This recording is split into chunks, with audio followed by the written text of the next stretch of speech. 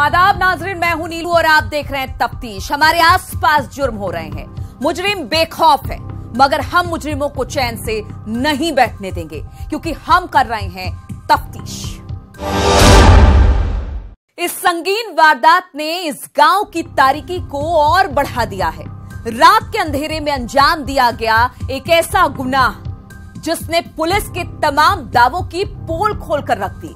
गुनाहगार गुनाह करते रहे, खूनी खेल खेलते रहे, लेकिन खाकी को इसकी भनक तक नहीं हुई। ऐसी वारदात जिसने फिर से इस रियासत के माथे पर बदनुमा दाग लगा दिया है, क्योंकि यहां सिर्फ हुकूमत बदली है लेकिन जुर्म करने का तरीका वही पुराना है। देखिए ये तफ्तीश।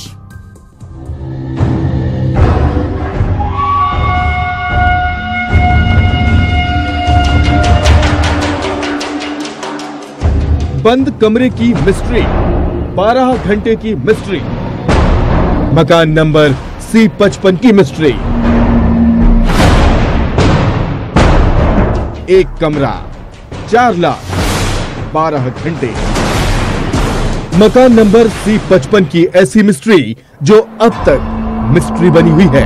मकान नंबर C55 की ऐसी मिस्ट्री जिसे जिसने सुना, जिसने देखा, वो भौंचक्का रह गया। इस घर में मंगलवार की रात पड़ोसी दस्तक देते रहे, आवाज लगाते रहे, लेकिन अंदर से कोई आवाज नहीं आई। आसपास के लोगों को अब किसी अनहोनी का डर सताने लगा, क्योंकि 12 घंटे से यानी सोमवार से ये घर बंद था और इस घर में 5 लोग मौजूद थे। ये वाला गेट अंदर से लॉक लगा हुआ था, इस गाली गेट में अंदर से नहीं, ये ताला नहीं लगा था। ये जो 2 गेट हैं, तो जो जाली वाला गेट है उसमें लॉक लगा हुआ था और अंदर वाले उसमें कड़ी लगी हुई थी। तो अब ये विंडो सिर्फ ऐसे बंद थी, विंडो ऐसे बंद थी, मैं उसको धकेला खोला। लेकिन हैरानी की बात देखिए, इस घर से कोई आवाज ही नहीं आई। लिहाजा इस घर में रहने वाले सन्नू भूरिया के रिश्तेदारों को बुलाया गया ताकि उनकी आवाज सुनकर घर वाले दरवाजा खोल दें।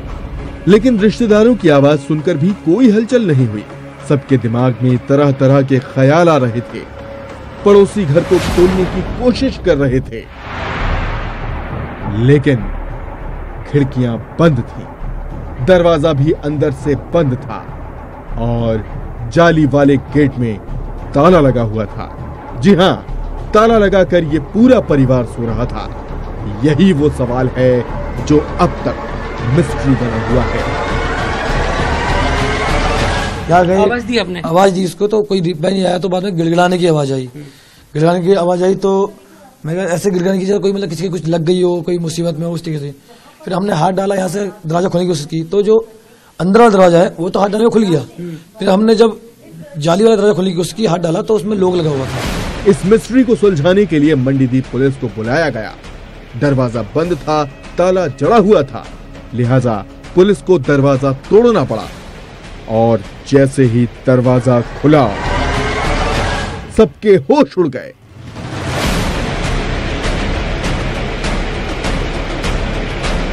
क्योंकि इस कमरे में पड़ी थी 4 लाशें।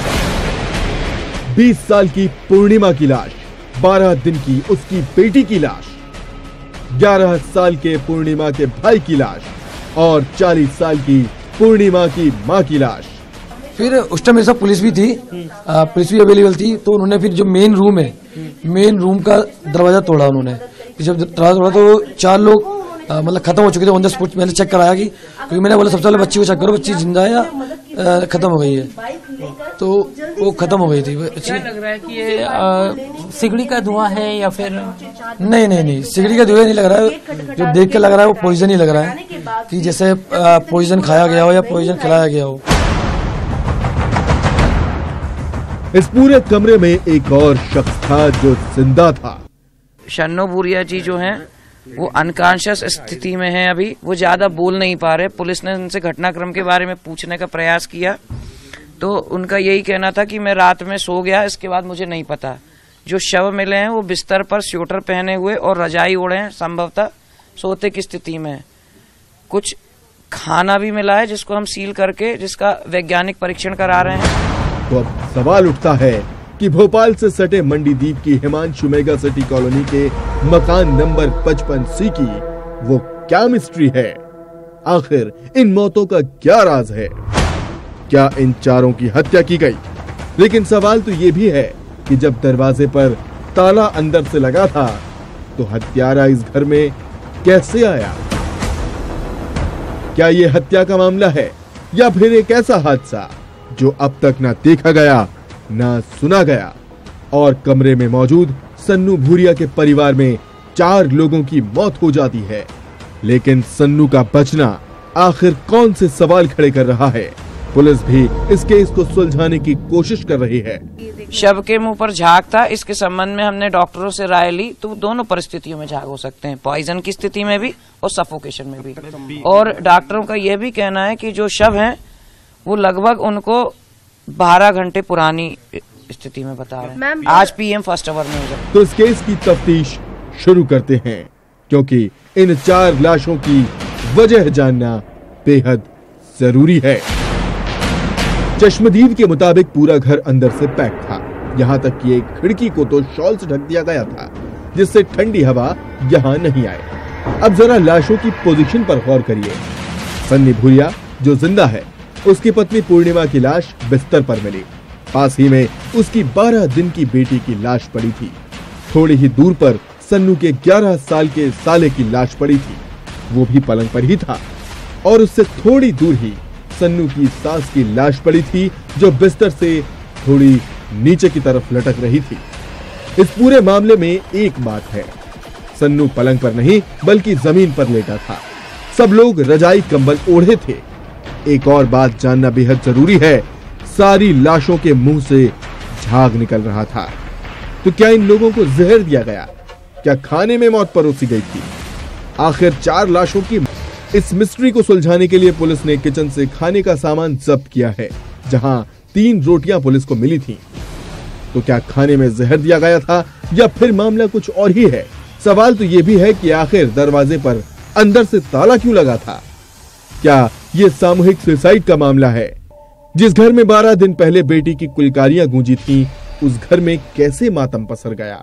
आखिर कौन है इन 4 लाशों का गुनहगार? तो ये खुलासा आपको चौंका देगा। काफ़ी सारे केसेस में जो एक्सफिशियल डेथ होती है उसमें झाग आ जाता है, इसलिए हम दोनों ही स्थितियों को नकार नहीं रहे हैं, दोनों ही लाइन पर वर्क कर रहे हैं। PM रिपोर्ट और जो केमिकल एनालिसिस है उसके बाद पूरी तरह से स्थिति स्पष्ट हो जाएगी। एक बात इसमें स्पष्ट है कि इसमें कहीं से कोई बाहरी कोई इन्वॉल्वमेंट की कहीं कोई संभावना नहीं है। जो भी चीज़ है वो अंदर के अंदर ही। नया सवाल आ रहा है कि जब वो अंदर पहुंचे, बाहर आया, सबसे पहले उसने खाने के लिए गुटखा मांगा, ये क्या सवाल? हाँ, ये कुछ अजीब था क्योंकि उसकी अंदर हमने उसको बोला खड़े होने की हालत नहीं थी और बाहर आके वो गुटखा मांग रहा है, तो अजीब लगा। इस खुलासे की तफ्तीश जारी है। तफ्तीश के लिए भोपाल से मनोज और जितेंद्र शर्मा के साथ ब्यूरो रिपोर्ट न्यूज़ 18।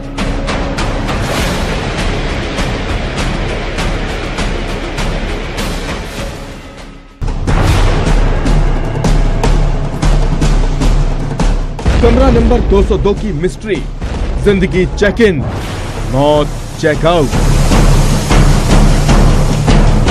3 दिन 1 लॉज 2 लाश। स्टाफ के साथ जो है दरवाजा को जब तोड़ा गया तो दोनों दंपत्ति जो है देखने के बाद जब चेक किया तो मृत अवस्था में पड़े हुए। यह हंगामा देखिए, लोगों का गुस्सा देखिए। अब सवाल है कि थाने के बाहर हंगामा क्यों बरपा है? तो इस हंगामे की वजह जानने के लिए आपको बड़वानी की उस लॉज में चलना होगा जहां कमरा नंबर 202 की मिस्ट्री से इस हंगामे का लेना देना है। बड़वानी के इस लॉज में पिछले 3 दिन से एक दंपति आकर ठहरते हैं, लेकिन 3 दिन बाद उसी दंपति की इस लॉज में लाश मिलती है। दोनों सुसाइड कर लेते हैं। ये लाश थी 61 साल के गुणवंत भिड़े और 60 साल की वंदना भिड़े की। दंपत्ति होटल के रूम नंबर 201 में रुके हुए हैं और वो रूम नहीं खोल रहे हैं। कुछ सूचना पे कुछ संदेह उत्पन्न हुआ जो स्टाफ को लेके और मालिकों की उपस्थिति में होटल स्टाफ के साथ जो है दरवाजा को जब तोड़ा गया तो दोनों दंपत्ति जो है देखने के बाद जब चेक किया तो मृत अवस्था में पड़े हुए थे। ये लाश बुजुर्ग पति पत्नी की थी। अब सवाल था कि आखिर 3 दिन से यहाँ ठहरे पति पत्नी ने सुसाइड क्यों किया और इस हंगामे से उनका क्या लेना देना है। तो इस सुसाइड के तार जुड़े हैं एक मुकदमे से। इंदौर के पलासिया थाने के बाहर जो हंगामा हो रहा है, दरअसल ये हंगामा बुजुर्ग दंपति के सुसाइड के बाद हुआ, जहां पुलिस की जांच पर मृतक के रिश्तेदार सवाल खड़े कर रहे हैं। पुलिस अभी भी सुनने को तैयार नहीं है, अपने करे हुए केस को सही बता रही है। हमारी एक ही मांग है कि आप निष्पक्ष जांच करें। अब सवाल है कि आखिर वो मामला क्या है। मृतक दंपति गुणवंत और वंदना पिछले कई साल से इंदौर में झूला घर चला रहे थे, लेकिन उसी झूला घर में एक बच्ची के परिवार ने 61 साल के गुणवंत पर बच्ची के साथ दुष्कर्म करने का आरोप लगाया। पॉक्सो एक्ट के तहत कार्रवाई भी हुई। इस केस के बाद ये दंपति गायब हो गए और फिर बड़वानी में मिली इस दंपति की लाश। मृतक दंपति के परिवार वालों का कहना है कि गुणवंत को झूठे केस में फंसाया गया है। का कुछ विवाद हुआ, बच्चों को थोड़ा उन्होंने गुणवंत जी ने या वंदना जी ने डांटा। हो सकता है कि कुछ ज्यादा डांट दिया जो उनकी माता को बुरा लगा। उनकी माता आई 17 तारीख को शाम को। 2-3 लोगों ने देखा कि आपस में एक नॉर्मल बात करी, कोई झगड़ा नहीं, कोई विवाद नहीं। फिर वो चली गई, फिर थोड़ी देर बाद आई, फिर उनसे बात करी तो उनपे उन्होंने ये प्रेशर डाला कि आपने हमारे बच्चों के साथ बदतमीजी क्यों करी, और हम तो आपको पॉक्सो के अंतर्गत केस दर्ज करा के आप दोनों को बुजुर्ग दंपतियों का जीवन खराब कर देंगे और अंदर कराएंगे। कोई प्रूफ मेरे पास में नहीं है कि दबाव बनाने के लिए एफआईआर की गई। बच्ची ने आके बताया अपनी माता को और इसलिए हम लोगों ने रिपोर्ट की। महिला का केस था, एफआईआर हमने की। पुलिस की जांच पर आरोप लग रहे हैं, तो सवाल है कि कौन सच्चा है और कौन झूठा। इसकी जांच जारी है। तफ्तीश के लिए इंदौर से विकास सिंह चौहान और बड़वानी से पंकज शुक्ला के साथ ब्यूरो रिपोर्ट, न्यूज़ 18। मौत संग 7 फेरे, 7 फेरों का चक्रव्यूह, मौत का चक्रव्यूह। इन मासूमों का आखिर क्या कसूर था? आपको भी यकीनन ये मासूम याद होंगे ना। अब छत्तीसगढ़ के जांजगीर चांपा से निकलकर आपको एमपी के सतना में लिए चलते हैं। यहाँ भी 2 मासूम बच्चियों के सिर से माँ बाप का साया उठा है, जहाँ उन बच्चियों के माँ बाप का दुश्मन कोई और नहीं बल्कि माँ बाप खुद ही है। आप भी सोच रहे होंगे आखिर माजरा क्या है। सतना के मंझगवा से आई है ये दिल दहलाने वाली खबर, जहां एक घर में बहू बेटे की लाश मिलती है। बेटे हरिओम रजक की लाश फांसी के फंदे पर झूलती हुई और बहू राधा रजक की लाश कमरे में, जहां राधा का कत्ल किया गया और कातिल निकला उसका पति हरिओम रजक, जिसने पत्नी के कत्ल के बाद सुसाइड कर लिया। पटरी भी नहीं खाती थी, पटरी भी खाती थी इनकी कि एक दूसरे के बिना रह नहीं सकते। परिवार के मुताबिक आए दिन दोनों में विवाद होता था। यही नहीं, इस मामले में एक केस भी चल रहा है। लेकिन एक और बात गौर करने लायक है। मृतक हरिओम के घर वालों के मुताबिक पति पत्नी एक दूसरे के बिना रह भी नहीं पाते थे। यानी रिश्ते में प्यार तो था, लेकिन गुस्से और नफरत में 7 रिश्ते का ही कत्ल हो गया। जांजगीर चांपा में तो पति पत्नी के झगड़े में पत्नी ने अपने बच्चों के साथ मौत को गले लगा लिया था और यहाँ सतना में 2 बच्चियां अनाथ हो गयी। तो सवाल है कि आखिर 7 फेरों के रिश्ते की मौत के चक्रव्यूह में फंस रहे हैं। तफ्तीश के लिए सतना से शिवेंद्र बघेल के साथ ब्यूरो रिपोर्ट, न्यूज़ 18।